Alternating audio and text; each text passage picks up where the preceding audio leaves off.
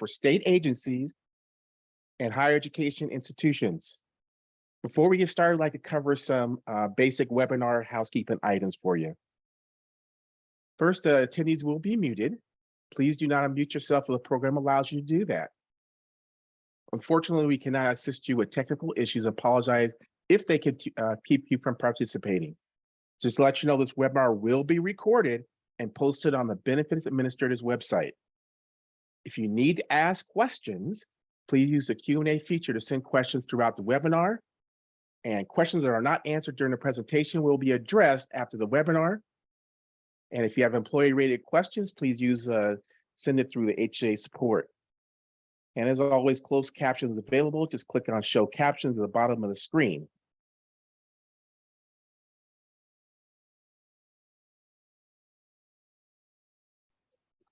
I'm not sure if everybody's heard about this or not, but at 10:19 a.m., you're going to have the Great American Shakeout. Fortunately, the webinar will continue through the shakeout. Again, we will record and post this webinar on the BA website for those who need to step away and participate.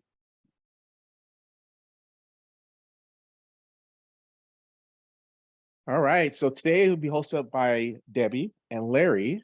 We are a benefits marketing representatives for Outreach and Training Unit. And so again, we're going to present this information to you for 2024 plan year for you. Hi, Deb. Hey, Lair, and thanks everybody for being here today. All right, so as far as 2023 Pre-Open Enrollment trainings, we're going to have one next week on Thursday, the 26th at 9 a.m.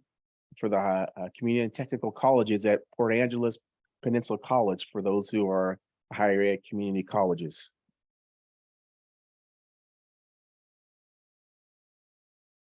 Again, today's webinar will be recorded and posted on the BA website under Training and Resources page. And on Friday, October 27th at 1 p.m., Navia webinar for you, FSA and a DCAP. Again, link to register for be available on the training schedule page of the BA website, PEBB website.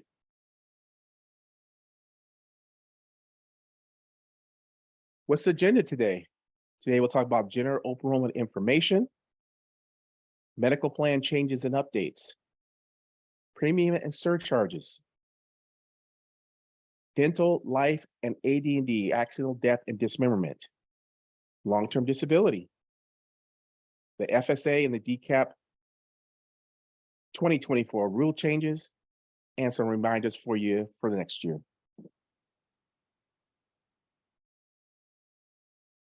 All right, we'll look at open enrollment information first for you. So open enrollment is November 1st to November 30th. Again, we don't want forms to come before November, and forms cannot be accepted after November. And please, if they're going to make changes, you want to make sure they use the 2024 employee enrollment change form that's going to be available November 1st for all changes enrollment. Now, there is going to be some changes that can be made via PEBB My Account. We'll cover those in a bit for you. And I also let you know that changes will take effect on January 1st, 2024.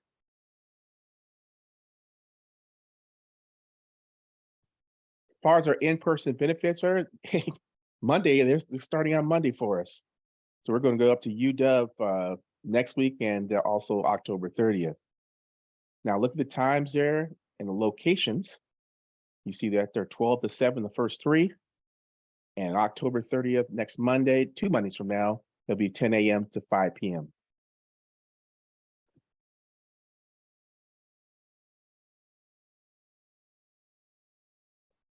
Also, some in-person benefit fairs for Western Washington. And you'll see the format is a little bit different this year.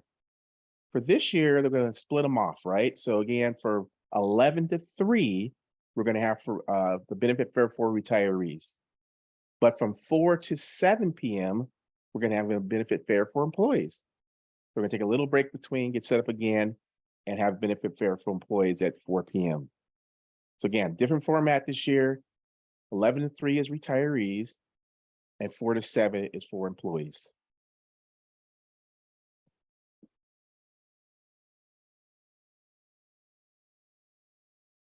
And for Eastern Washington, same type of format, except for November 3rd at Pullman.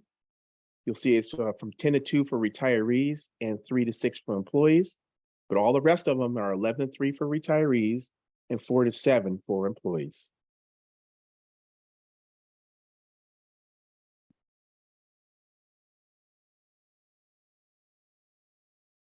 As in previous years, we have our virtual benefits fair. So if you can't attend the benefit fair in person, here's a benefit fair online for you too. And it gives you benefit options and information via online experience, available all day. You can use your computer, your tablet, your smartphone. You can have informational videos out there for you. They have forums out for you. I think it's pretty cool. I like it. Again, if you can't attend a benefit fair, this is something for you to do online, get you some information about your plan. So you see all the plans listed there, whether it be medical, dental, additional benefits. You click on it and you get information about all those plans that are available for you.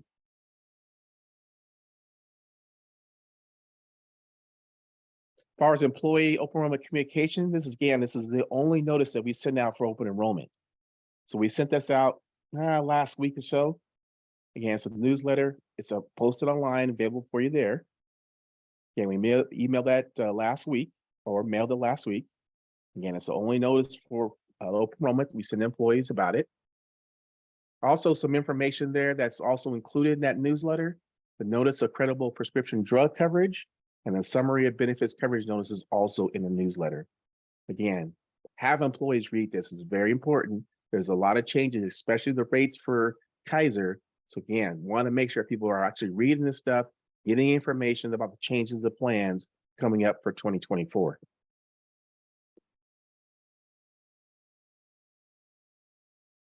As far as employer communication, we have the Gov delivery.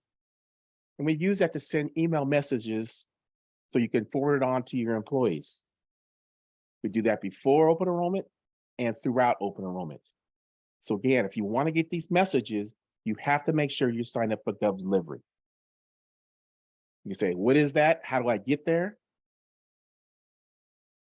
So you want to go to the BA website. We're going to look at the bottom of the page. You're going to see notice and updates. Once you get inside of notice and update, you can look off to the right. It says register for Gov delivery. So go ahead and register Gov delivery to make sure you get all these emails that you can forward on to employees or any updated information from the PEBB program.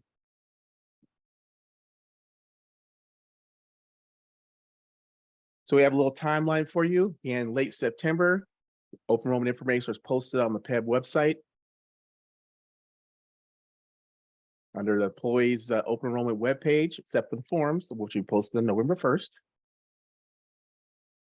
Also in late September, the virtual benefit fair online was made available.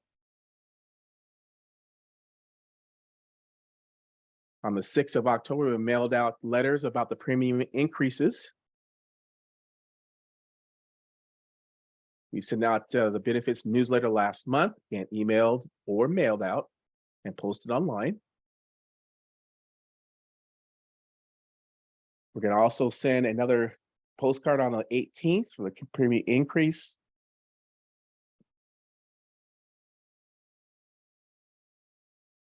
And then in late October, we're going to send out the spousal surcharge letters for people who have to reattest to the spousal surcharge. And in late October there, first part of November, 1st of November, the 2024 PEBB forms will be available to order.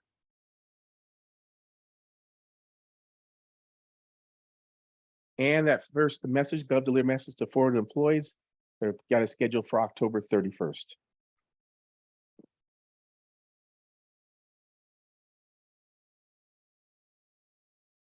And in November, the 1st of November, PEBB My Account will be open for 2024 changes.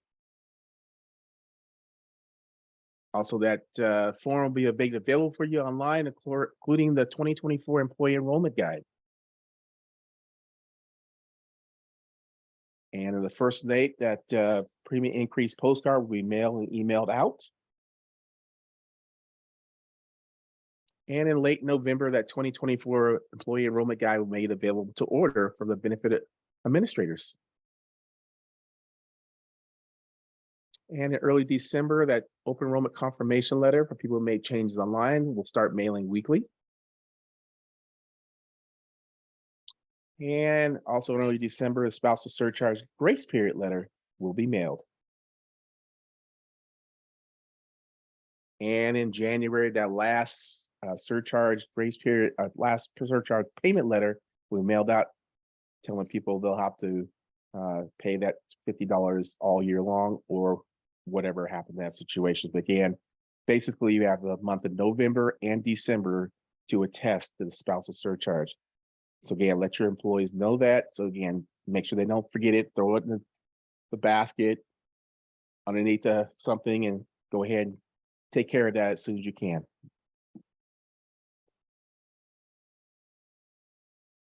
Here's a look at 2024 employee enrollment guide. There is some changes in there for you. So starting next year, again, that's a lot of it have to do with the benefits 24/7 launching in January. It's no longer containment enrollment forms or the premium surcharge help sheet. And information about benefits 24/7 will be added throughout the employee enrollment guide. It's going to inform employees to use PEBB My Account until benefits 24/7 launches in January 2024.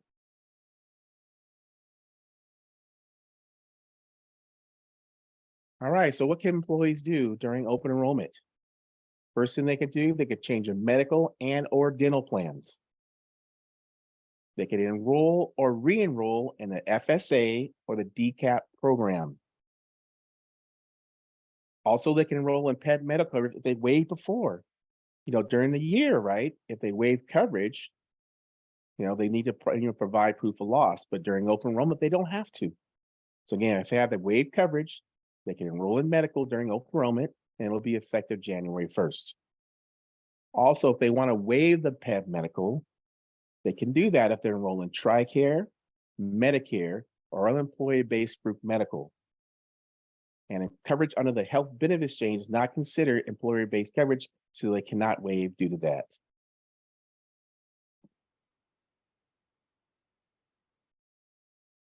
Continuation of what employees can do, again, they can add eligible dependents without proof of loss. But if they do that, though, dependent verification is required by November 30th. So again, if they add dependents that have not been verified before, they need to have the dependent verification submitted before November 30th. If you want to know the list of valid dependent verification documents that are available on the benefit administrator website, then that you get the valid dependent verification in order to verify those dependents. You can also remove dependents from medical and or dental plans. You could change the premium deduction to pre or post-tax during open enrollment. That's IRC section 125. Then you also change the tax status of a dependent. That's IRC section 152.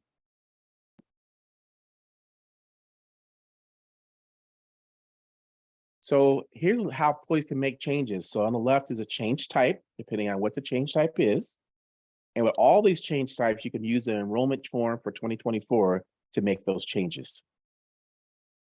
But through PEBB My Account, you can't add a dependent to medical and or dental coverage because you have to submit dependent verification. So unfortunately, you cannot do that online currently through PEBB My Account. But you can change a medical dental plan, you can waive the medical, you can enroll as previously waived, and you can remove a dependent for medical dental coverage through PEBB My Account.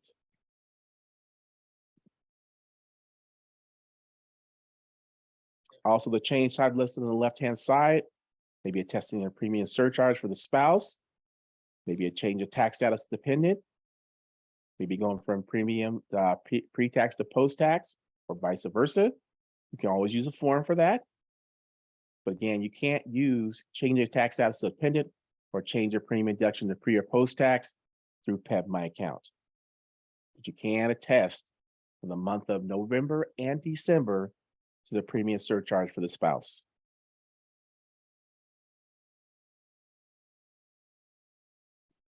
So just a little note about PEBB My Account, and all those changes have to, be completed by November 30th at 11:59 p.m. I've known people try to go on there at 11:45 and try to complete it, and something doesn't happen. Try to get them to do as early as possible. But they do make changes in line. They want to make sure they go all the way to the end. And once they go in, they want to get that confirmation. You would like to take a screenshot of that confirmation or print a copy of that just in case something happens and doesn't go through, because things happen. We suggest that people take a screenshot of the confirmation or print a copy of the confirmation to get proof that you made that change online.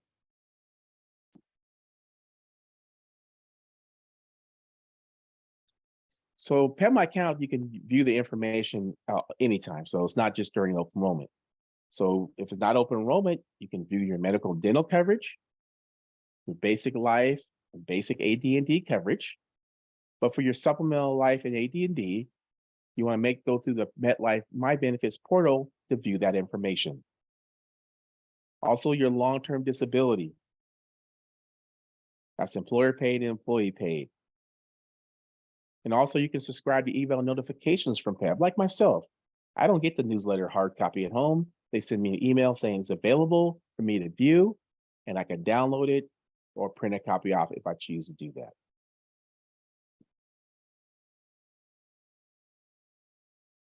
Also, printing a statement of insurance out.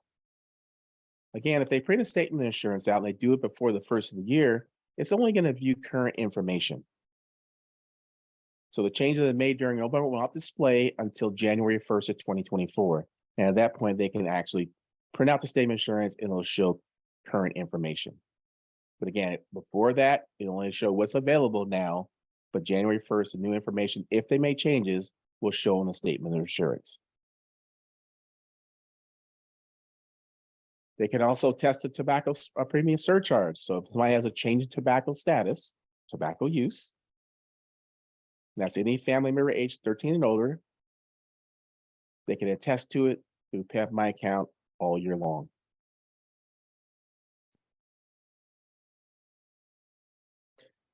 So what now to use PEBB My Account? Again, you don't want to use PEBB My Account to add a dependent who's not currently enrolled in medical or dental, because again, you need to provide dependent verification.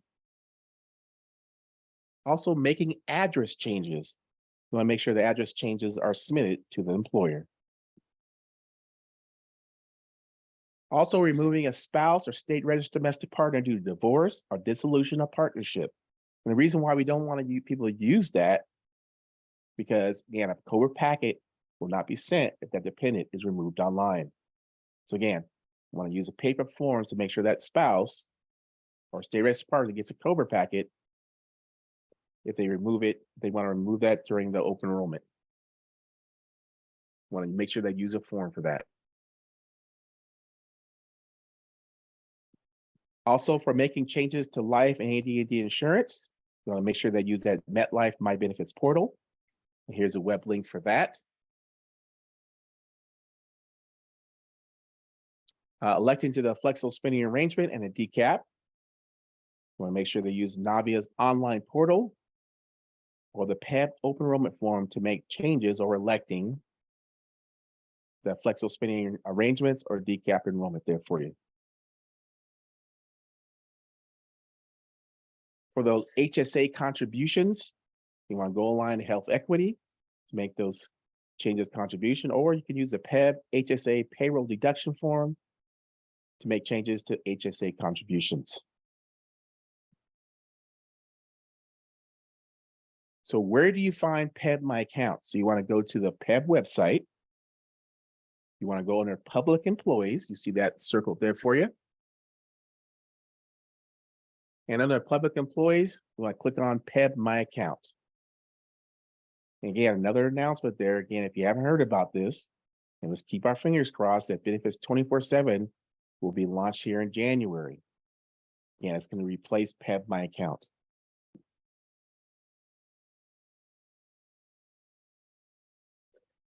So again, when employees log into the account, they can print off a statement of insurance.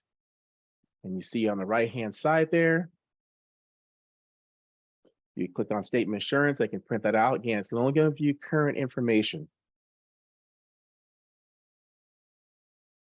And for those benefit administrators that have Pay One access, they can print a statement of share for their employees by using the subscriber SOI lookup. You see it circled there. Once you click on that, you want to enter the date of birth of the subscriber and the last four of the social security number and continue. And that way you can either download or you can email the statement of assurance to the employee.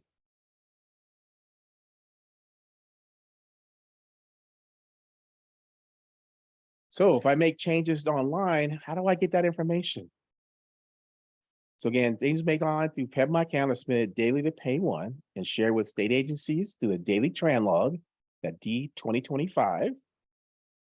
If your agency has turned off the daily tran log, you want to send a message to HSA support requesting to turn it back on. For our four-year institutions, it'll be either daily tran log or a file from HCA. And then for our community technical college, we're going to share a change report in mid-December for you.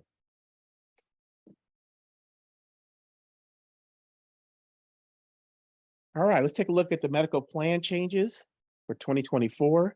This one here is going to cover all medical plans: Kaiser of Northwest, Kaiser of Washington, and Uniform Medical Plan. Again, for this information about these changes, the best thing to do is look in the newsletter and also call the plan directly if you want information about these changes for 2024. This one here is for the Senate Bill 5242, again, effective January 1st. There'll be no cost share for abortion of a pregnancy, except for the high deductible plans. We're talking about Kaiser Northwest high deductible plan, Consumer Directed Health Plan, Kaiser Washington CDHP, and Uniform Medical Plan CDHP.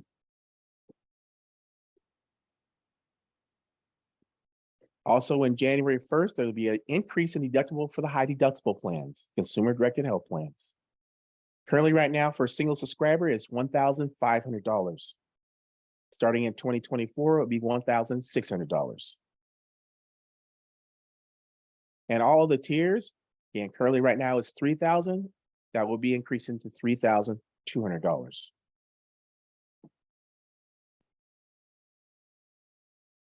All right, for changes for Kaiser Northwest and Kaiser Washington, there'll be a cost share there, no cost share for certain breast examinations. Again, for supplemental breast examination and diagnostic breast examinations, there'll be no cost share. And that's Senate Bill 5396. All right, for Kaiser Washington, we have some benefit changes. And for chiropractic and also acupuncture. And for chiropractic, it's 10 visits a year. Acupuncture currently is 12 visits a year. Starting in 2024, that's going to go to 24 for each benefit. Massage therapy right now is combined with physical occupational speech therapy. They're going to carve out massage therapy, and now it's going to be 24 visits a year. You'll still have 60 visits combined for physical, occupational, and speech therapy. Again, they're going to carve out massage therapy for 24 visits starting in 2024.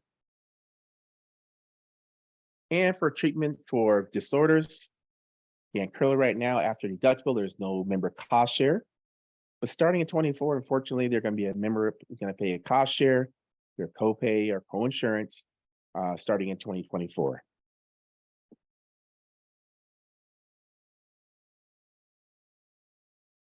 And for telehealth, currently right now, there's no copay for telehealth. But starting in 2024, there'll be a $10 copay to go to if you have to receive telehealth. And the first field program is going away. People complained about it, didn't like it. So now that requirement is removed.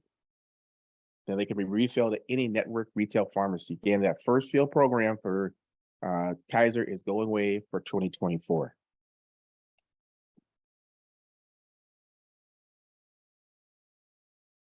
And for Kaiser Washington Sound Choice, we got primary care office visit copay. Currently right now it's $0. starting in 2024 is going to $20.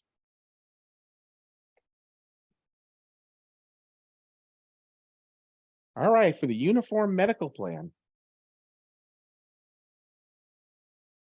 So Uniform Medical Plus Plan, UW Medicine Accountable Care Network has a service area change. Unfortunately, in Kitsap County, as currently as when we created this, it impacts 268 members. Hopefully you received your letter if that affects you, if you're the employee.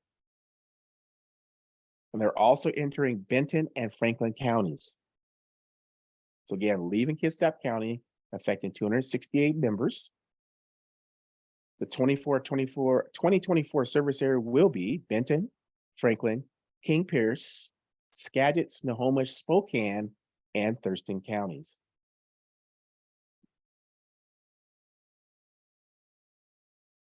For the Uniform Medical and Plus Puget Sound High Value Network, there is no changes in service area that will be remaining in Kitsap County, and is really similar coverage to the Uniform Medical Plan, UW Medicine Accountable Care Network.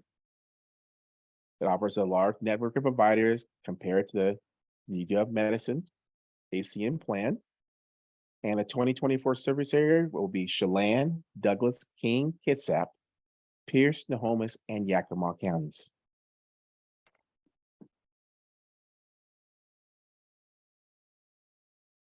All right, for outpatient dialysis services, again, for all UMP plan members, member must pay a standard rate for initial outpatient treatment for a period of 3 months. And for UW plan members diagnosed with end-stage renal disease, this does not apply to high deductible plan, consumer directed health plan members. Once the supplemental treatment begins, the member pays 0% of the allowed amount for covered outpatient dialysis services. Also, member will be eligible for Medicare Part B coverage and have their Part B premiums reimbursed by the plan. Again, for more information about this, I know I'm just reading this out here, please contact the plan for these changes. And this was effective on July 1st of 2023. This deals with the COVID-19 over-the-counter test. All UMP plans will cover, again, under the prescription drug benefit, up to 2 over-the-counter COVID-19 diagnostic tests. This is per member, per month, up to $12 a test. Again, this was effective July 1st, 2023. Also, the UW members, most of us, will also receive new member ID cards for 2024. And the reason why that 24-hour nurses line was changing for most plans. Again, this is up except for the UMP Plus plan, the UW Medicine Accountable Care Network, because they don't utilize the 24-hour nurse line through Regents. And also the UW Uniform Medical Plan's high deductible plan had deductible changes. So that's the reason why we're getting new cards for most UMP plans. All right, for the consumer directed health plan with a health savings account, call that the CDHP with HSA. This is unfortunate, but the employer contribution remains the same for 2024. So again, that's subscriber only, get that 708 cents per year, which is $58.34 per month. And if you have anybody enrolled with you, it's going to be that $1,400.04 a year, or $116.67 a month. That's remaining the same.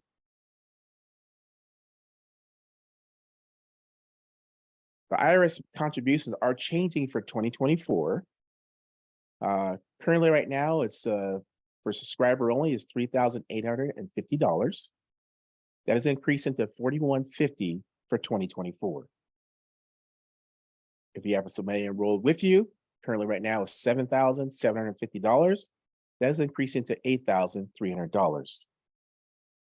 Now, if you're age 55 and older, you can contribute additional $1,000 per year. But you do want to factor in also if you earn a wellness incentive, so they cannot go over these amounts, including wellness incentive the IRS sets. Now, employees can make changes to their contribution balance at any time. Again, it's the employer allows you to do that. How do you do that? You can use the employee authorization for payroll deduction to health savings account form, or contact health equity if making direct contributions that will be on an after-tax basis.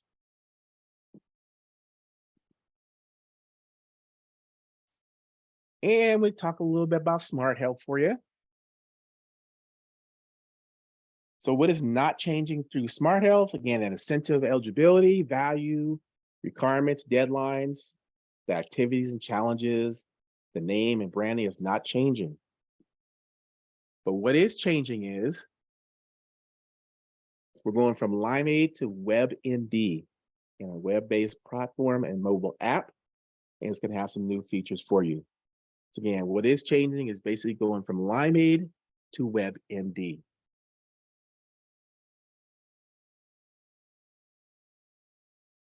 That 125 incentives going to remain for 2024. So you still have some time to go out there and get that wellness incentive. Deb and I do it every single year. I love it. And so what it does for you is that incentive, if you have a traditional plan, it'll be taken off your deductible. So again, if you have like maybe the Uniform Classic, your deductible is $250. You can receive that 125 wellness incentive. Again, you want to go out there, do a self-assessment for, I believe, $800. Get another $1,200, go to 2,000, and you'll earn that 125 wellness incentive. If you have a high deductible plan, you're going to get $125 deposit in your health savings account. Okay. So what about the deadlines for that? So if you are an employee from January through September hired there or continuing employee, you have up until November 30th to earn that wellness incentive. If I have effective date October, December, they're going to give you an extra month to complete the financial incentive requirements. And then if you do that by December 31st, you'll enter it for next year. So again, this is next year for January that you receive that money's off your deductible or deposit in your health savings account. All right, so we're gonna look at the premiums for 2024 and 2023, side-by-side comparison for you. So here on the left-hand side, you're gonna look at the rates for 2023. And now we're gonna look at the rates for 2024. And please take a look at the Kaiser rates there and let your employees know that if they don't read it, because there's some substantial increases on Kaiser there. And as far as changing plans, you gotta have people do the research and go out there, get started on it today. If you want to change plans, it's something you're thinking about doing, do the research today. Start on it today, especially if you're going Kaiser to Uniform. So again, make sure that doctor is covered, make sure your prescriptions are covered where you want, make sure you can go see where you want, make sure it's available for you. But again, now's the time to do the research. Please don't have people wait till the last minute, because these rates here, they're serious. I mean, look at Kaiser Northwest for a single subscriber going from 172 to 331. Yeah, have people take a look at these rates. If they're interested in changing plans, do the research, get information about the plan, and make sure that your doctor's covered, prescriptions are covered the way you want to. Got to start now.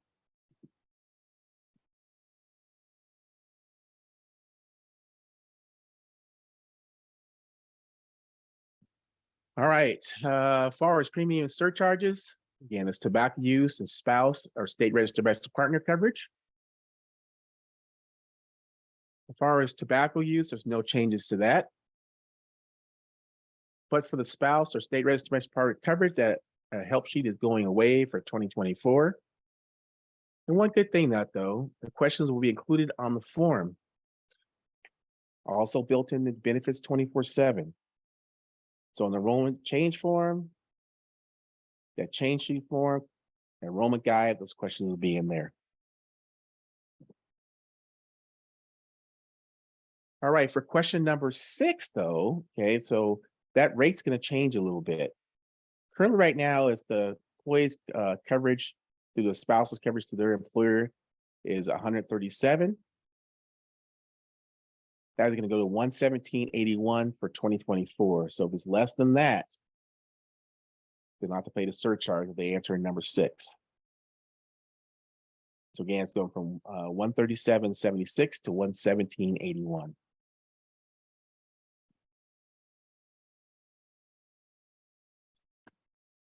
All right, Deb. Okay, thanks, Blair. Sure. I will go ahead and share my screen. I see it. Okay, so at dental, right? Okay, cool. Mhm. Okay, so now I am going to go ahead and cover some reminders on our dental, life, and accidental death and dismemberment insurances.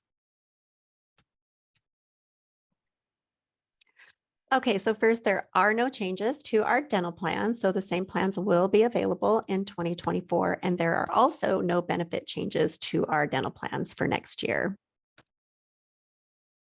But here is a little reminder about a couple of our dental plans. So just remember that the Uniform Dental Plan is a preferred provider plan, and Delta Care is a managed care plan. And it is Delta Dental of Washington who administers both of these plans. So sometimes employees, when they're making their elections for dental, get a little bit confused thinking that Delta Care is Delta Dental. But the preferred provider plan is going to be the one where your employees can choose any dental provider and their services are going to be covered. But if they choose that Delta Care, we just ask that you please make sure if they come to you with questions about that, that you explain that they should contact Delta Care directly to find out who the providers are, so that if they get their dental services, they use the right providers to get their services covered. And it's not a good idea to have them call their actual provider, because when they say Delta Care, the providers are like, yeah, we cover that, but it's really Delta Dental that they're thinking of. So just kind of keep that in mind so that people can be happy with their enrollments. Also, our life and accidental death and dismemberment, there will be no rate or benefit changes for 2024. So that is the basic employer funded plans as well as the supplemental employee paid plans. Your employees, though, would see premium increases if they reach a new age bracket. And when they meet that age bracket or reach that new age bracket, the premium increase would not go into effect until January 1 of next year. And also, if they are going to increase or decrease their coverage in these areas, they would also see a premium change. So just kind of be aware of that. And also, your employees can enroll in these supplemental coverages at any time throughout the year. So they don't have to just do it during open enrollment. They would need that evidence of insurability if they're outside of their original 31-day eligibility window. That's the only kind of glitch there. And to make changes, they can go ahead and complete the MetLife enrollment change form, or they can go out to the MetLife My Benefits portal online to do those changes. Okay, so for long-term disability, there are no changes to the long-term disability rates or the benefits for the 2024 plan year.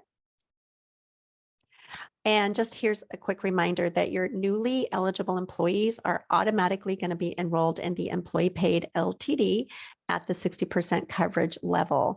And then within their 31-day eligibility window, when they go to complete that LTD enrollment form, that's when they can instead elect to enroll in the 50% plan or go ahead and decline the employee paid coverage. But if they do not take any action within that 31-day eligibility window, then they're going to remain enrolled in the employee paid 60% plan. And just know that no evidence of insurability is required for enrollment in the 50 or 60% plans during their 31-day eligibility window. And even if they go ahead and decline the employee paid LTD, just remember that they're still going to be enrolled in the employer paid coverage. And here's just a reminder, these are the changes that your employees can make to their employee paid LTD at any time during the year. So this is another benefit that they do not have to just make changes during open enrollment. So they can enroll in the employee paid coverage if they had previously declined it. They can increase or decrease their coverage level, and they can go ahead and decline it if they have been enrolled in it. Just remember though, that if they're electing to enroll or increase their coverage, that they will need to provide that evidence of insurability. And how they make those changes is to use the LTD insurance enrollment change form. So now I'm going to go ahead and move on to some updates as they relate to our flexible spending arrangements and dependent care assistance program. So for your employees who would like to make changes or enroll in an FSA or DCAP during open enrollment, so that's during the month of November, just remember that they can enroll in a medical FSA or a limited purpose FSA, but they cannot be enrolled in both FSAs in the same plan year. And your employees always have the opportunity to also enroll in a DCAP. And how they enroll in one of the FSAs or the DCAP is to sign into Navia's online portal or go ahead and complete the PEBB hard copy open enrollment form. And here is a really important reminder for employees who are currently enrolled in an FSA or DCAP, like in the 2023 year, and they'd like to enroll next year, 2024, that they must re-enroll because their current enrollment does not automatically continue from year to year. And just another reminder for your newly eligible employees that during their 31-day eligibility window, they too can enroll in a medical FSA or a limited purpose FSA, as well as that DCAP. And how they do this is just a little bit different. They would just need to complete the mid-year enrollment form, then submit that to you where you review it, you sign it, and you send it to Navia. And here are the contribution limits for the medical and limited purpose FSAs for 2024. So as you can see, there is no change to the minimum annual contribution. So that's going to remain the same at $120. And the maximum contribution will see a $200 increase to $3,050 for next year.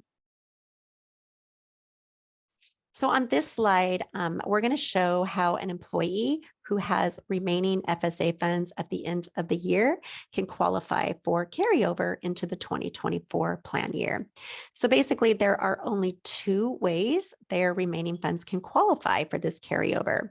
So the first criteria is if there is at least $120 remaining in their FSA at the end of the plan year, which would be December 31st this year, then their remaining funds would qualify. Or the other criteria is if the employee just enrolls in an FSA for the 2024 plan year. So when they've met either of these two criteria, here's how their carryover will look. So up to $610 will automatically carry over into 2024, and then anything above that $610 will be forfeited. So please keep in mind, if you have employees who do enroll in an FSA next year for the maximum contribution amount, and they also have funds that qualify to carry over into 2024, this would allow them to exceed the IRS annual maximum for next year. So when the employee's remaining funds at the end of the 2023 plan year do qualify to carry over into 2024, then here's how they can use their carryover funds. So first, they can use them to be reimbursed for 2023 services or expenses as long as they incur those services by December 31st this year, and then submit claims for them to Navia by March 31st next year. Or they can use their carryover funds plus what they're putting into their FSA in 2024 to use for 2024 services and expenses. And for your employees who don't meet that carryover criteria and they still have remaining funds at the end of this year, they are still going to have an opportunity to use their money before they actually lose it. And here's how they can do that. They would need to incur their services or expenses by December 31st of this year for the amount of the money that they have left in their fund. And then at the end of the year, submit those services that they incurred to Navia by March 31st next year. And where their eligible carryover funds will go next year is going to depend on which medical plan that they're enrolled in for the 2024 plan year. So if the employee is enrolled in any PEBB medical plan except a high deductible medical plan, then their eligible monies are going to carry over into a medical FSA. But if they're enrolled in a high deductible plan next year with that health savings account, then their monies will carry over into a limited purpose FSA. So here's some important information for you and your employees to be aware of, that when an employee elects to enroll in a medical FSA for 2024, and they also enroll in a high deductible medical plan, that during open enrollment, we will disenroll them from the medical FSA so that they can remain in the high deductible medical plan. So we do get this question, and we like to remind you that if the employee enrolls in a medical FSA as well as the high deductible plan, would we, the PEBB program, or you as the BA, go ahead and change their medical FSA enrollment to a limited purpose FSA? So we just need to remind you that the answer to that is no, because we can't assume that the employee would want their medical FSA monies to be enrolled in a limited purpose FSA, because remember, the funds for eligible expenses are different to how they can be used between the limited purpose and medical FSA. So if you do come across this during open enrollment, please go ahead and reach out to your employees, let them know that they can instead enroll in a limited purpose FSA, but it would have to be them who did the enrollment process. We can't do that for them.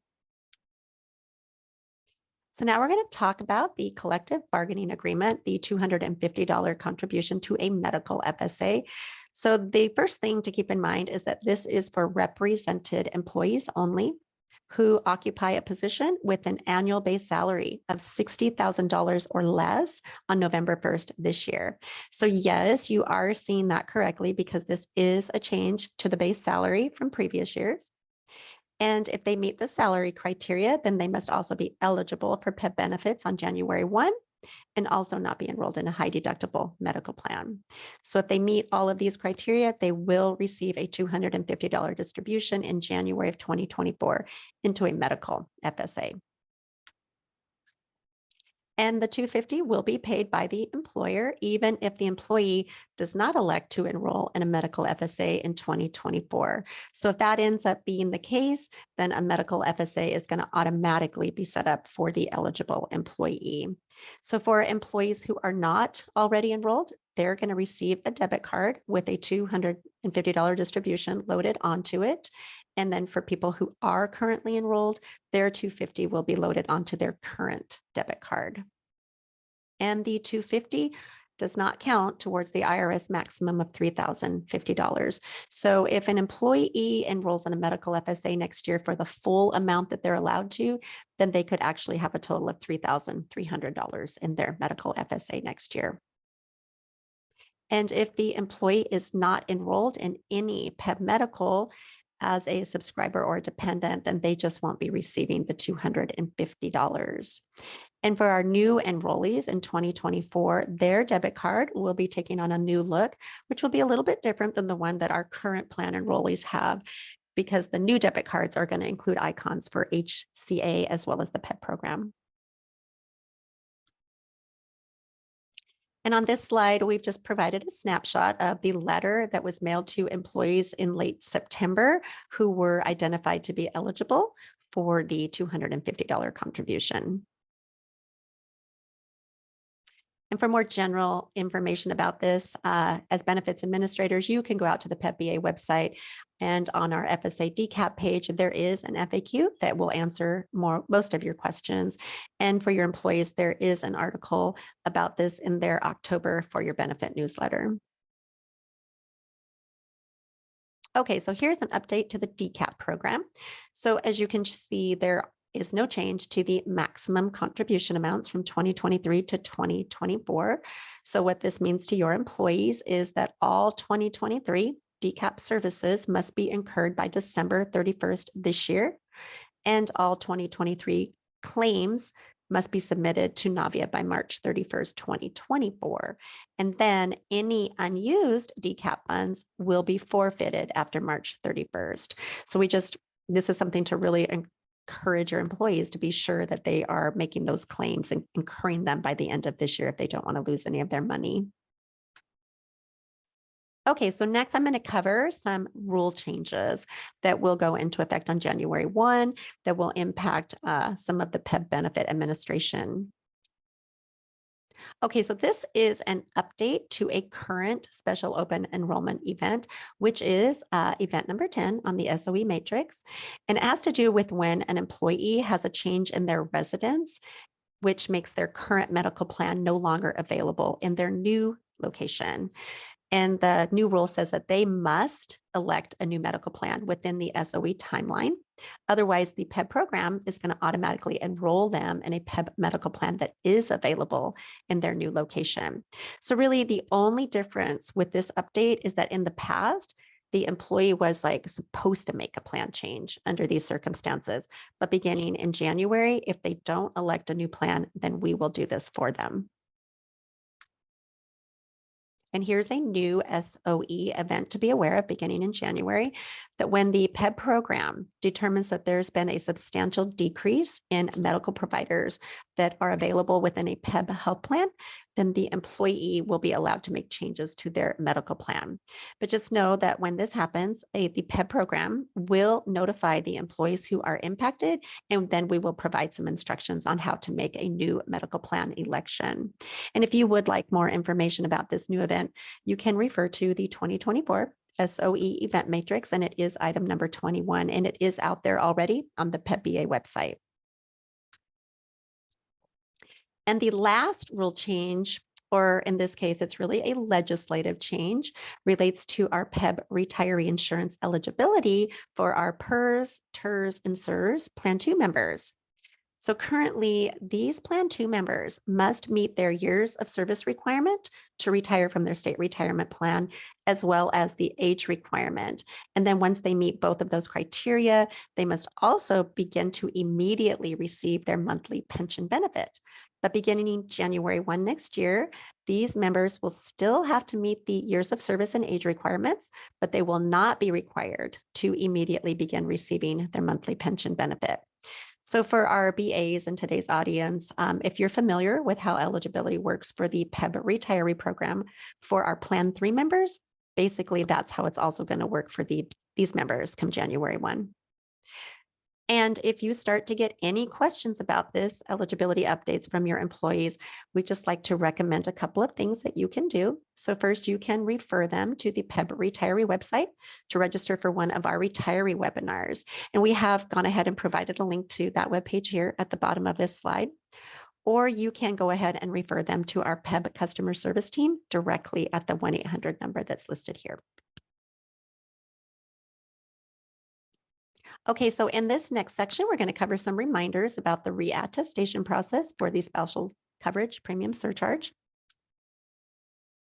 So for your employees who are required to reattest to the surcharge for 2024, we will be mailing them up to 3 notifications. So first, we'll mail these employees a letter in late October, just reminding them that they're going to need to reattest to the surcharge for the 2024 plan year during open enrollment. And in that letter, it will include some information on how they can do that, and then the dates that they would need to do that by.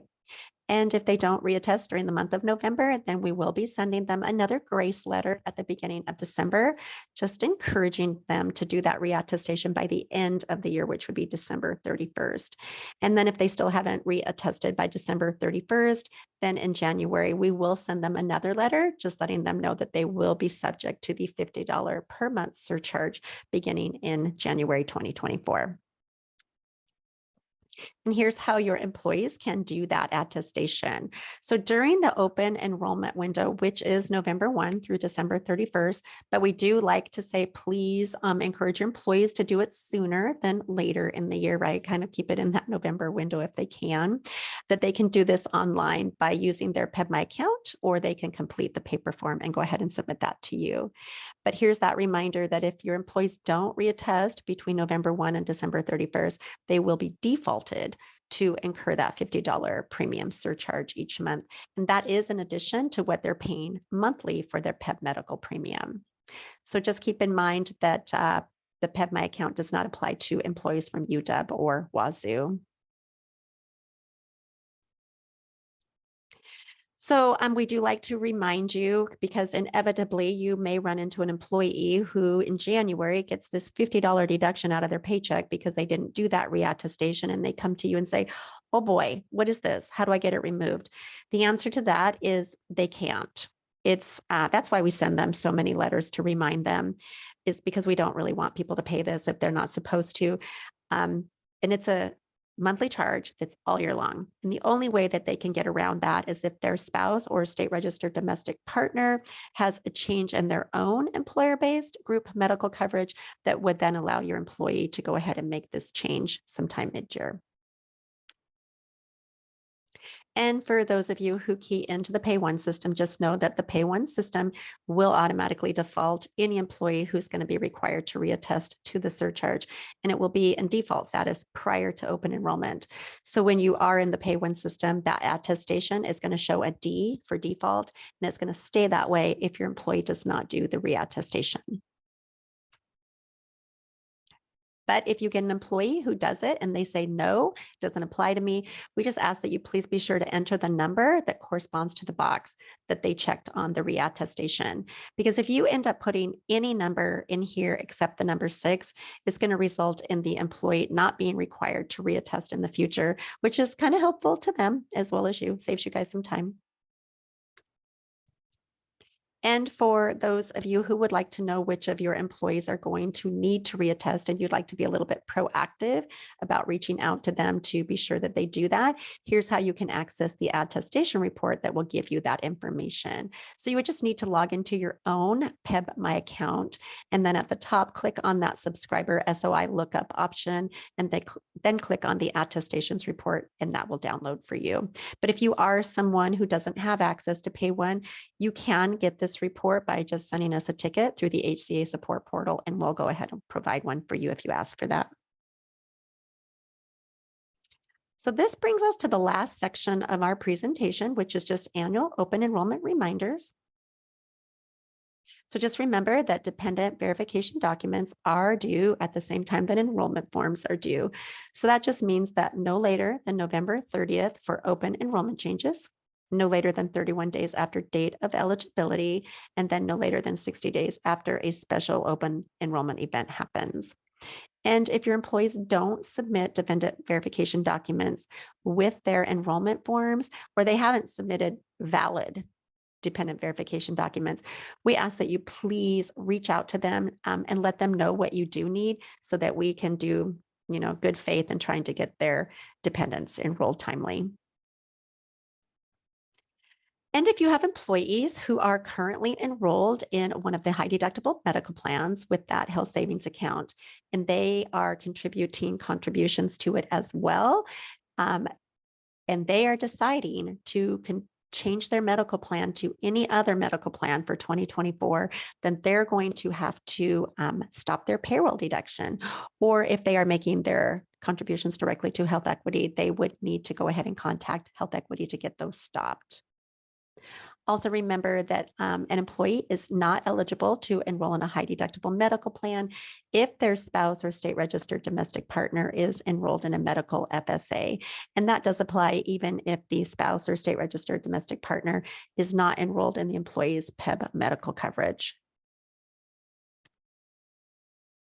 Also keep in mind that if you have employees who are age 65 or older, or who will be turning 65 in 2024, that they really need to rethink being enrolled in a high deductible medical plan with that health savings account without first talking to somebody to give them some professional tax advice. And that's because when these employees enroll in Medicare, that's when there can be tax consequences if they also have a health savings account.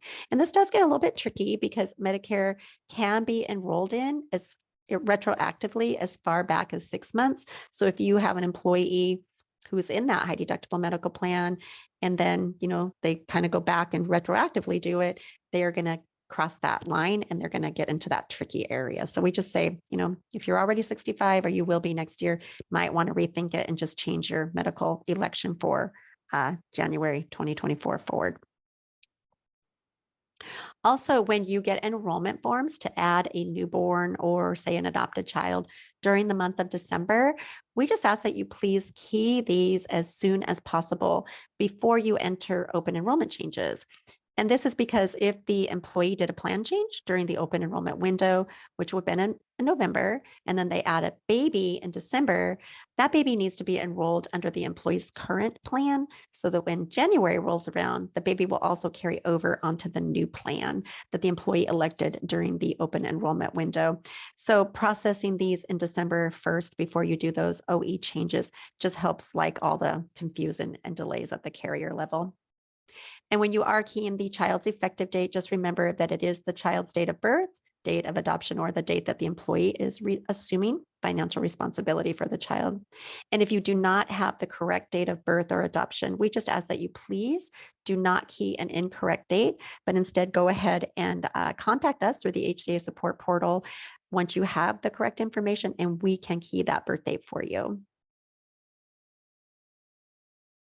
Also, during annual open enrollment, we do ask that you please kind of keep an eye out for enrollment forms that would actually be what we call a special open enrollment event. So here's an example. Let's say you get enrollment forms to add a newborn during the month of November, but when you're checking the date for that child, that's going to be like an October 10th birth date. Well, that would be your first clue that this is really a special open enrollment event because you know that newborns are effective on the date of their birth. So that just means that the child's effective date of coverage is October the 10th, not January 1, which also means that they would need to be enrolled on a 2023 enrollment form, not the open enrollment form for 2024. We also ask that you keep your employee addresses up to date. So we don't know if you have some process every year that asks your employees to review their addresses, but that would be great because we use their address to send them really important information about their PEBB benefits. And without that information, there's just no way for us to update them on all the changes that they need to be aware of to make good decisions. So for state agencies, your employee addresses are updated through your HRMS system, and then that information automatically feeds over to our Pay1 system. For higher ed institutions, your employees go to you, and then you update your system. So if you use the CTC system, then your employee address changes automatically feed over to the Pay1 system. And if you don't use the CTC, then you would just need to update addresses in your system as well as the Pay1 system. And if you still have questions after everything that we have shared with you today, here are some additional ways that you can get your questions answered. So you know that you can always reach out to us in outreach and training at the 800 number that's listed here, or you can go out to the PEBB website. Also from the PEBB website, you can navigate to the Gov Delivery by clicking on notices and updates. And that's where, let's say you missed a notice that we sent you, you can see all the ones we sent everybody on this page. And you can also navigate to the HCA support portal where that's where you can send your questions and we will respond to them. But here's how your employees can get more information if they need help. So first, you are going to be their first point of contact. And just remember that your employees should not be contacting PEBB directly. Instead, they do need to work through you. And if you're not able to answer their questions, then we ask that you go ahead and reach out to us for help so we can give you the answer to give back to them. You can also refer them out to the PEBB employee website where they can get really everything they need to know about their PEBB benefits. It is such a great resource. And now that we're doing more stuff online, it's a really good idea to kind of like get them out there, start using it, start referring to it. But as you know, in that red box there on the screen, we always have three areas that they could do quick clicks for. So that first one is the open enrollment. They're going to find everything they want. They're going to find all the plan changes, the virtual benefits fair, the forms they need, premiums, everything that's going to be important to them for open enrollment. There's a link there to the virtual online benefits fair as well as the benefits fair schedule if they want that. Everything below it has everything to do with their benefits in general. So great resource. And when your employees come to you for help with the items that are listed on this slide, we just tell you right up front that to save yourself time and also to be sure that your employees are getting the best information, that you just tell them to contact the plans directly. So that's going to be for questions that are related to their benefits. If they need ID cards, like what's the status of claims or how are their claims processed, finding out which providers contract with the plans that they're enrolled in, and to find out if their prescription drugs would be covered under certain plans. And just remember, Larry and I, as well as our PEB team, we do not answer questions about the plans, how they pay, all these details directly. We would not expect you as BAs to do that either. The plans are always going to have the best information. But here's what we do ask you as a benefits administrator to help your employees with. And that's going to be when your employees are, unsure if they're eligible for certain benefits or their dependents are eligible. And then walk them through the enrollment process if they need help with that. Educating them on the premium surcharges, because sometimes people don't really understand how that works. But if you help them, then they will know. Helping them find the forms that they need, as well as letting them know if they're making changes. These are the dates that are attached to that.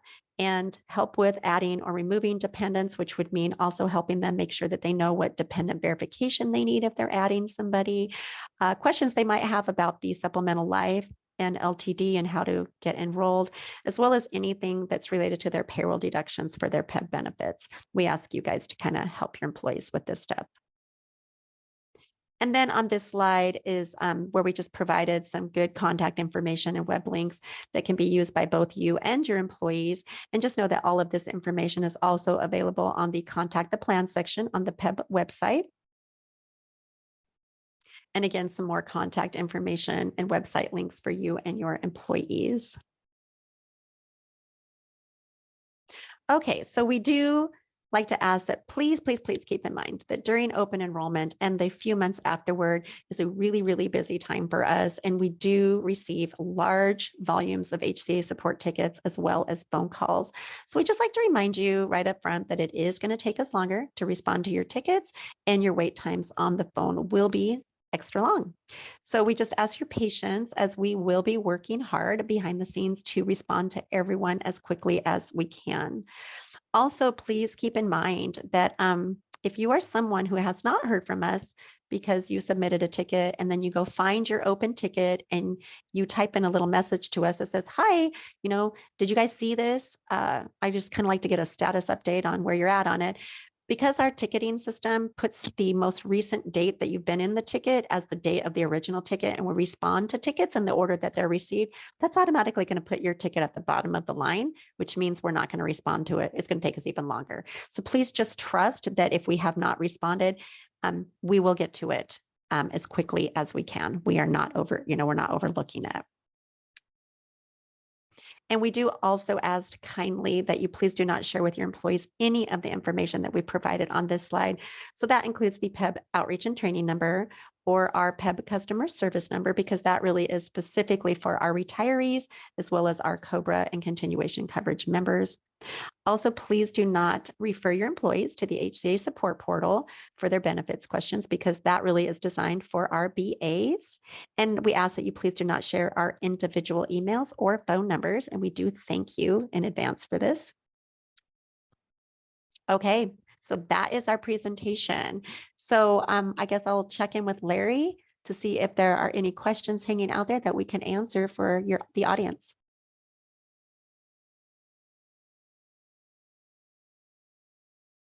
I just have one from Jan. Hey, Jan. The plan 2 is for higher ed too.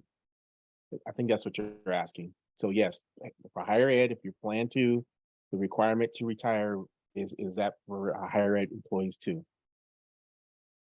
But when you talk about when somebody can stop work and start their PERS benefit 5 years later, they'll be able to enroll in retiree coverage only if they defer. And defer for qualifying reason. They can't just defer and go on the open market and grab a plan and come back 5 years later. They can't do that. But there are certain requirements you have to do in order to defer your coverage.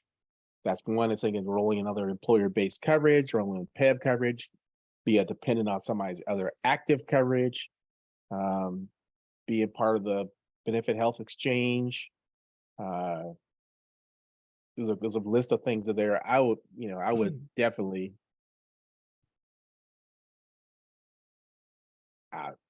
Hey, just call me. Yeah. And here's Just call me. here's the other thing on that, Janice, is that's why, and Larry and I both kind of stumbled a little bit, like, how did we want to present this? Because we don't have anything out there right now. And it has nothing to do with DRS. It really is like the eligibility for the PERS retiree stuff, and nothing's been updated just yet. So that's why we say, please, if you have employees coming to you, because this could change how soon people may want to retire, because a lot of people stay around for that retiree eligibility, and they might not want to take their pension yet. So please have them enroll in one of the retiree webinars, because we are going to cover a lot more about this, and we're going to give them ways to go about finding more information. It's just really hard to do it at the BA level. So they really need to get the whole story. And those webinars are really useful.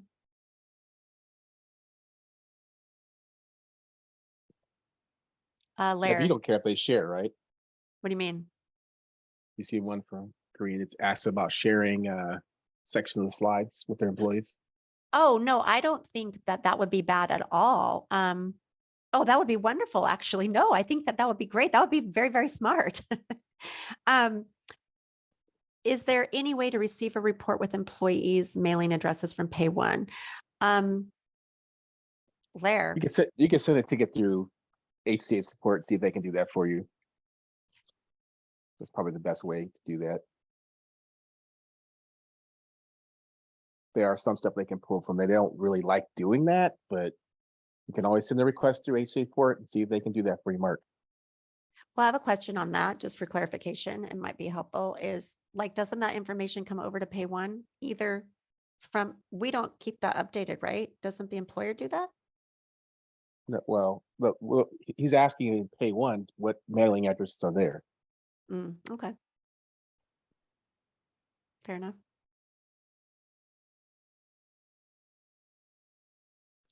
So are there any other questions that we can answer?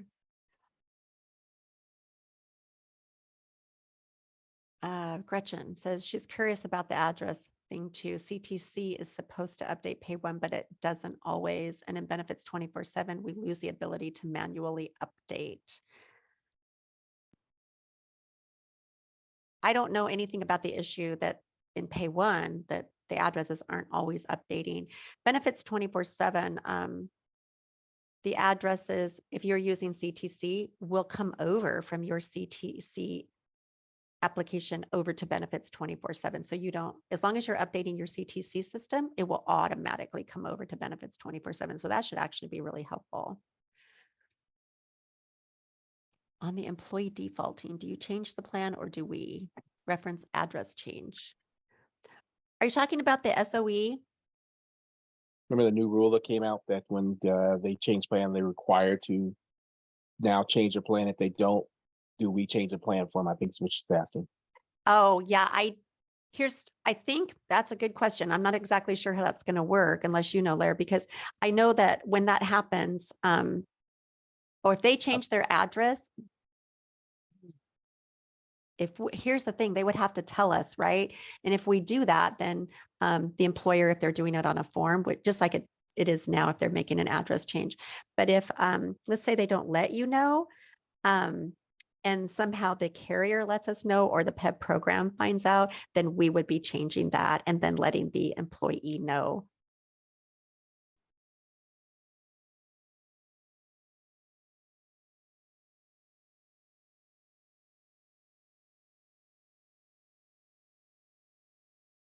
Any other questions before we give you back a little bit of time?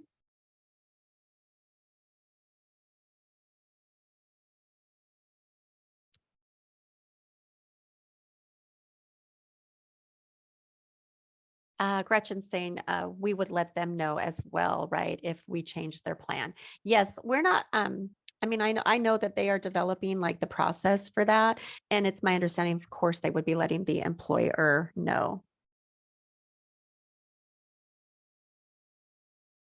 In regards to allowing employees to change medical plans, if there's a reduction in providers, does this also apply to dental? we have not heard anything about reduction in providers. So I'm not aware of any of that right now for dental.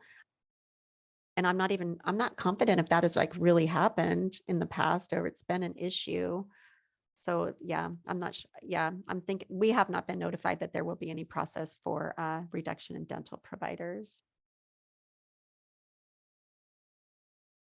To receive the 2 COVID tests, you take them to the RX counter and run them through uniform, no copay. As somebody asked this earlier, like to get the 2 COVID tests paid for, did the member have to pay out of pocket and then go through a reimbursement process with the uniform medical? And I did not know the answer. I did know it was covered under the prescription drug coverage, but we have somebody here who says you would just take those over the counter COVID test to the prescription drug counter where they do prescriptions, and then give them your card and they will run them without the copay. So thank you for that. And then Sandy's saying that they struggle with Delta care providers in the Spokane area. You mean like Sandy, like coming and going? Like, so say you have an employee who has enrolled in the Delta care, they had providers in the Spokane area, and then mid-year they have no providers any longer. That is a good question. And I would like to research that before I answer it, unless Larry, you know what happens. I How do think we she's just handle saying that? that there's no providers in the Spokane area. I think Well, that's if what she's there, just saying. well, and that would be this thing. If there are no providers, employees, that's always, there's 2 things I always say about those managed care plans. One, do you live within a reasonable distance from where their services are provided? So I am not going to travel an hour and a half just to get those great dental benefits. That feels like a huge inconvenience to me personally. Some people might not feel that way. So if there's not a provider on the plan in Spokane, where is the closest one? I don't personally know because I haven't looked at it. But if you're not willing to go where the carriers are, that would be the first question you have to ask yourself or your employees. The second one would be, okay, say they do have it in an area you're willing to travel to, look at the dentist. Are you okay going to the dentist? Because if you're not, only the member can make those decisions. So it's like, how far do you want to travel and do they have them? So like if there's none in Spokane, then this would not probably be a realistic plan for your employees to enroll in. I think she's just saying the lack of dentist availability there. Just making a comment. Right. Okay. SOE 21 plans are affected. Oh, so SOE 21 is when there's a substantial decrease, right, in the number of providers. Get confused by the numbers. So the PEBB plan is the one who determines when there's a substantial decrease. And I have to believe through a gov delivery or something else that the employers, the BAs would be notified that your employees are going to be able to make plan changes due to that. And you would know who was eligible to do that. And because that's next year, we're already talking about that in benefits 24/7, that when that happens, there will be a special, it will be set up. It's not out there now, but when they deem that to happen, when you go do the SOE event, you have to choose one of the things. It's going to have something there that says because of substantial decrease or something like that. So it will be activated at that time. So you would have to know. Oh, when you look online, there are about 4 dentists here. Yeah. So again, employees have to make those decisions. Would they be okay with using those dentists? If an employee is enrolled in Kaiser because they worked in the plan's service area but does not live in the plan service area, will they be able to remain in Kaiser in 2024 or be defaulted? It's my understanding. Do you know the rule there? Yeah, basically they live or work, so they can remain in Kaiser. That's not changing for 2024. Okay. And I do know that that's in the enrollment guide. There is language about that. If they work at least 50% of the time in a certain area, then that will apply. And that's only for Kaiser. Thank you, Janice, about the comment about letting employees know about the managed care dental plans. Delta Care, just comments about the dentists aren't being updated timely in Delta Care. That's why we say, please, please, please have your employees contact Delta Care because they're just going to know who is and isn't at the time that employees are making their inquiries are going to get their dental services. How do we prevent them from defaulting? Not exactly sure. Defaulting in what instance? We're just talking about when somebody's in Kaiser and the plan's not available in the county. Sometimes they're defaulted into uniform because the Mm. address is not named. So if you have issues with that, just send it through HSA's port and we'll get it fixed for you.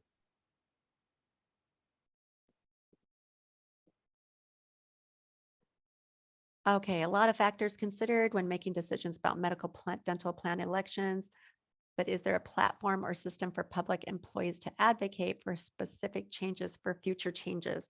And now I'm going to answer this, but I'm also going to have Larry tap onto it. But I would believe that that's where employees, if they want to be heard like that, could attend the public PEB board meetings, because Yes. it is the PEB board who determines not just eligibility, but they also determine what plans are available and how the plans are designed. So on the PEB employee website at the very bottom, there's that blue navigation bar similar to your guys's as BAs. There's a link to the PEB board's meetings, and they can certainly go out there and make public testimony, because they're just like any other public meeting.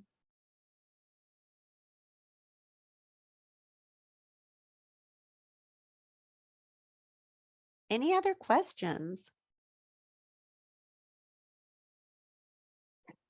Okay, well, I don't see any more coming in, Larry. All right, go ahead and shut it off. Okay, everybody, thank you so much. Have a good rest of your week and weekend, and happy open enrollment smoothly. Thanks for attending. Bye.